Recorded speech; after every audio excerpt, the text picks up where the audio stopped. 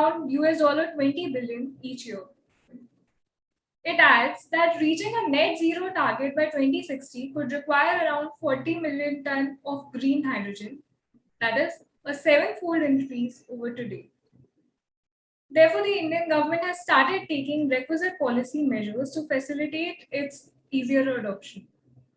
In addition to the National Hydrogen Mission, it is mulling a proposal to make it mandatory for user industries to produce or procure green hydrogen. Commencing in 2023-24, oil refineries will have to use green hydrogen for meeting 10% of their requirement. This will rise to 25% in the next 5 years. Similarly, fertilizer makers will also have to start making with 5% green hydrogen, which will gradually ascend to 20%. The proposed scheme will eventually be extended to the steel and transportation sectors. While the government's ambition has surely to be lauded, a serious question that arises is that is the country really ready to adopt this fuel? Because there are clearly a number of challenges pertaining to lack of adequate technology, storage, transportation, development of new materials, electrolysis, safety standards and regulations which are associated with it.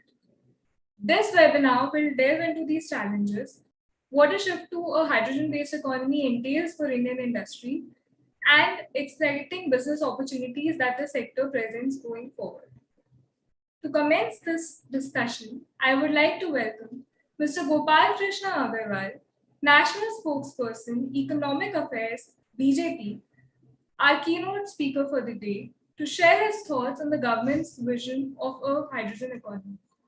Over to you, sir.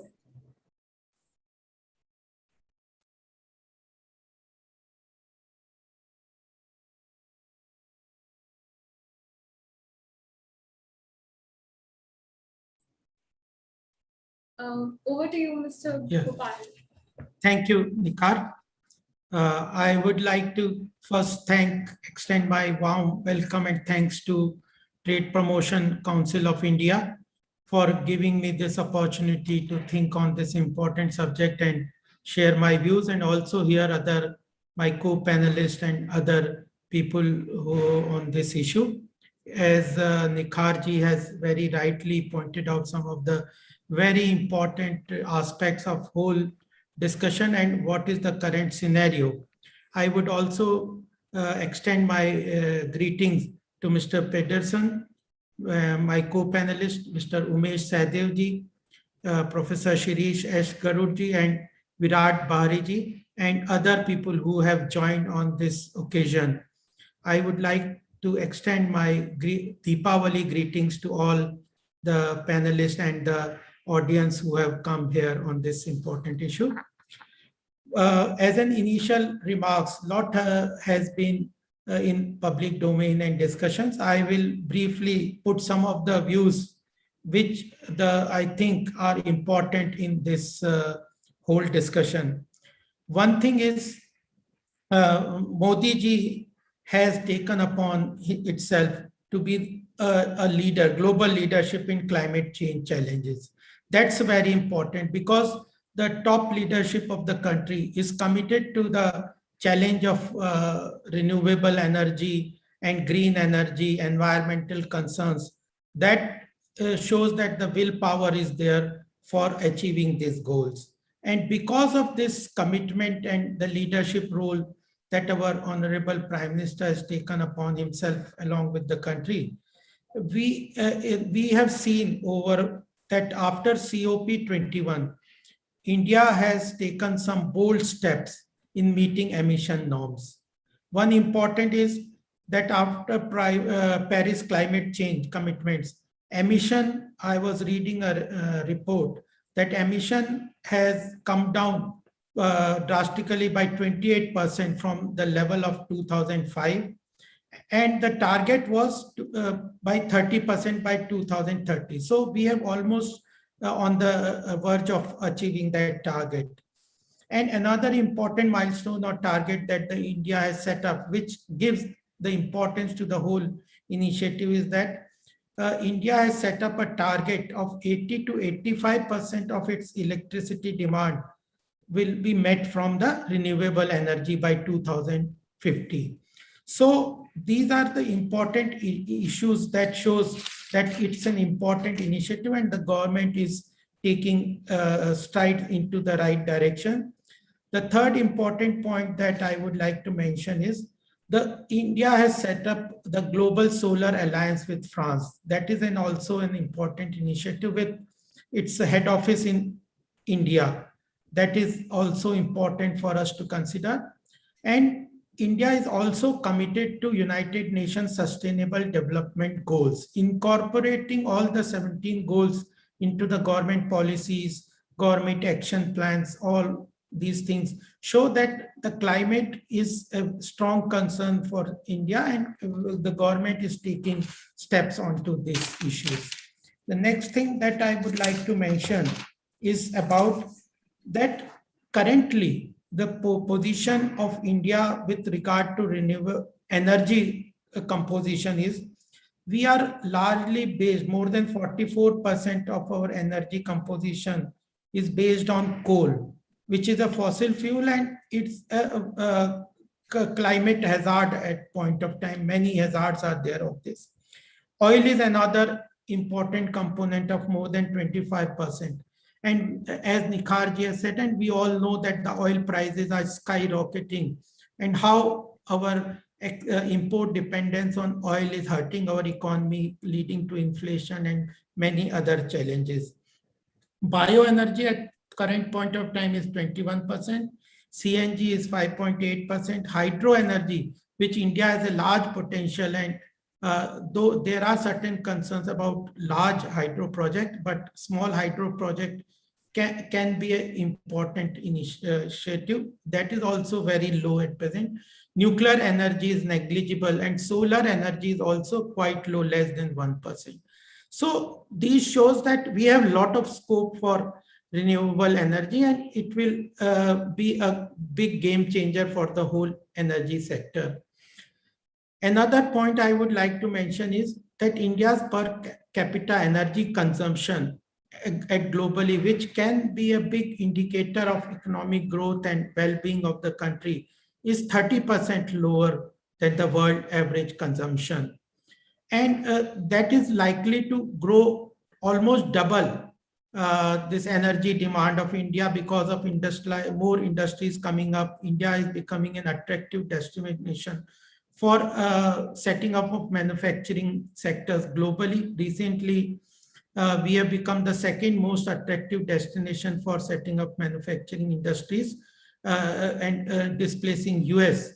So electricity demand and energy demand is a very important component and it is almost going to double.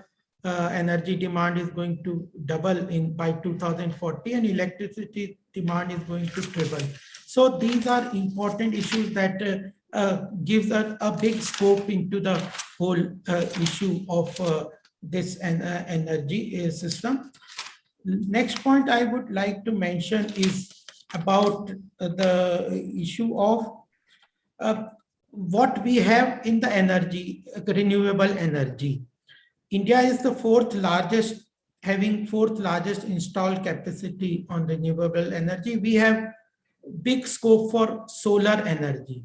And so because of good climate condition situations in India, solar energy in itself is a large, it has a strong input for the hydrogen energy, which gives a big chance that India can progress on this hydrogen energy because energy is consumed for producing hydrogen. And India has a good scope for solar energy, which can be an environmental friendly energy consumption for this. And the current target that India has for the renewable energy is to 450 gigawatts by 2030. So these parameters and indicators show that there is a big scope for renewable energy, including a hydrogen economy in the country. Government has set up strong targets over meeting this, and we are moving on the right path to achieve those targets. And therefore, I just would like to mention that United Nations has designated India as global champion for energy transition under the current government. And big focus is there for major renewable energy, and is ranked third in renewable energy attractiveness index by Ernst & Young. So these are important points that I would like to mention. And if we want to treat on the path of clean energy, green energy, the best energy, which is zero carbon emission, is hydrogen. Hydrogen is a big source of energy, and though there are several challenges at present, and India is not a big player into this field, but the scope and investment and the direction in which private investment and the government is moving can bring a big rewards for the country. It will help into the energy security, decarbonization, the target which Prime Minister and the government has set up for carbon emission can also both be achieved through the this hydrogen energy. These are the important points that I wanted to mention. And what I was also reading about was, there is a, if we want to move into this sector of hydrogen energy, which is an important component and can become the most important component on the renewable energy side, there is an estimation that we will, over a period of time, we will require an investment of more than $500 billion in the near future. And therefore, the expected figures, many private companies and even the some of the government companies in the energies have set up big target. Reliance has a big target into this investment. Adani Power is doing, Tata Power, ArcelorMittal, Renew Power, even NTPC. And there is a expected investment commitment of $316 billion by 2030. So these all point out that private sector is also very excited on this issue. If the government policies are supportive and the challenges which are in implementation of hydrogen energy are met, we can be a big player, as the National Hydrogen Mission has set up a target that we want to become the global hub for hydrogen, and should become the largest exporter of hydrogen across the world. So if we want to meet, there are certain challenges that we have recognized, we understand, and definitely government is working on those lines to meet those challenges. There is a big competition on the solar energy side in with vis-a-vis China. When I talk and meet with the manufacturers and industrial players, the difference between India and China in the manufacturing field, creating an ecosystem of renovation, manufacturing industry setup, is the cost of funds. So one big challenge that I find from the private sector is the interest costs. Successively, though government is trying to reduce interest costs, but we need to have more sources of energy, more sources of funding for this at low cost. This is one of the important sector. And in this initiative, I would just like to mention that government is coming out with new industrial policy. In addition to various policies that the government is setting, we are focusing on building manufacturing base in India. Logistic policy is also on the cards. So together with this new logistic policy and new industrial policy, I think many of the concerns of transportation, raw material, other things, and other things will also improve. And even power sector needs a lot of reforms with regard to grid improvement in the transmission, improvement in the discoms. The government has, in the Atmanirbhar Bharat, also committed 90,000 crore rupees on upgradation of power sector. And these issues will also be tackled. What even the Prime Minister and everybody is saying that hydrogen and silicon can be new oil. Recently, one of the private players also said that for us, hydrogen and silicon will be new oil and create a lot of wealth for the country. So as I said that the government is at present in the making at the level of policy making. Government has committed around 1,500 crores for setting up this national hydrogen mission. Various policies are being implemented, roadmaps are being set up. Ultimately, when the objective is clear and the commitment of the highest level for clean and green energy is there, I think we will surely be able to achieve. If we mention 3-4 challenges in the whole hydrogen energy, which our other panelists definitely will deal in their presentation with regard to production.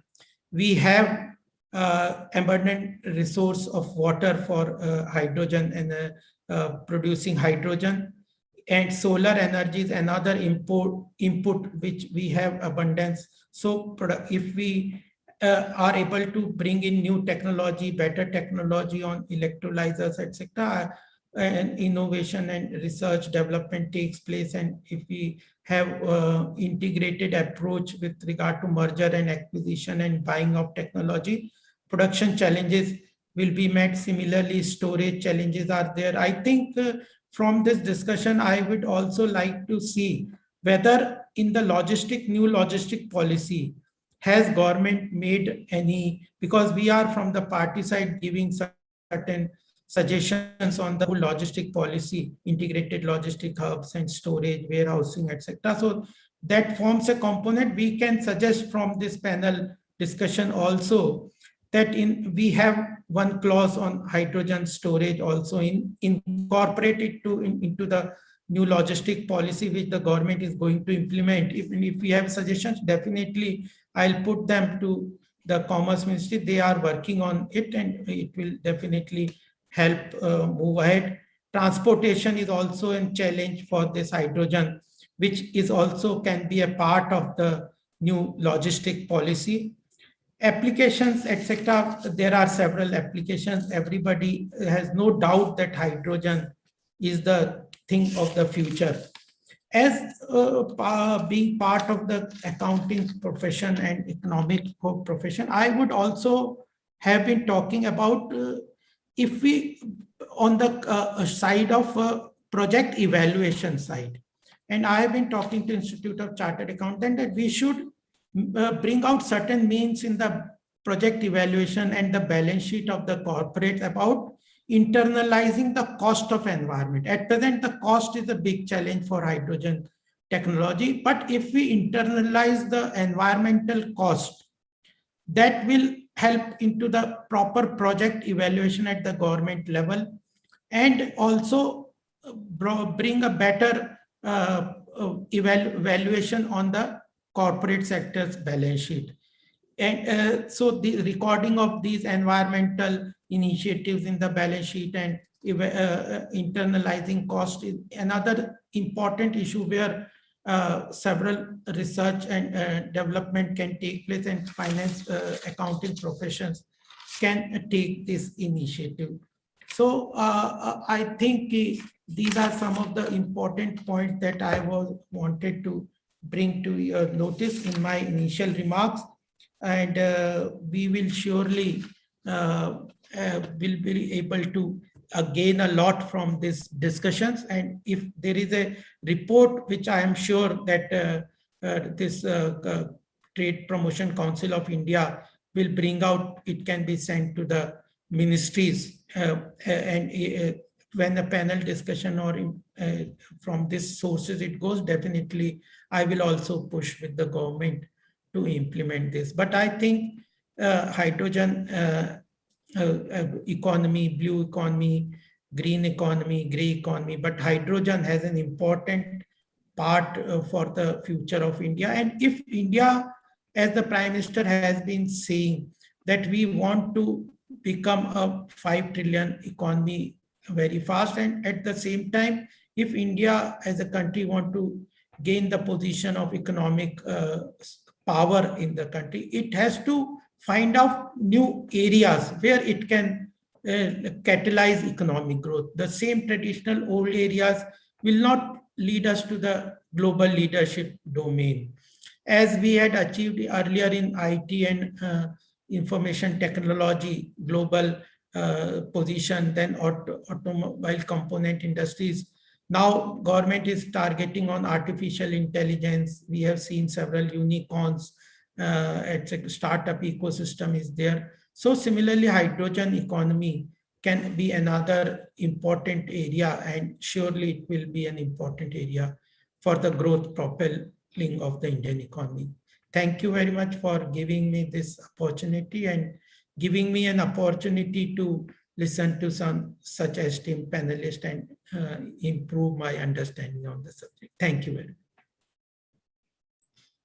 Thank you so much, sir, for sharing your wonderful suggestions and insights with us and our audience.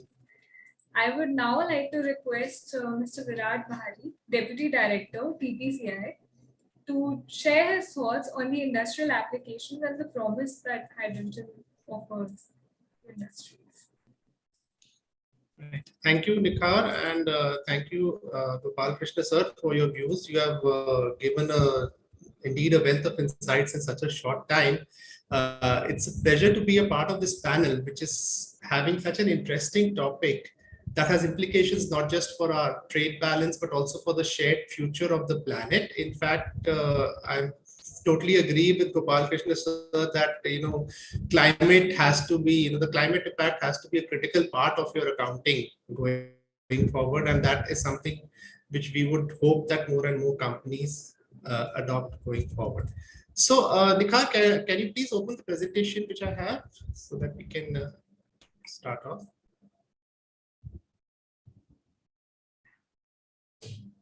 Sure, sir. You can start with the presentation. Make it full screen, please.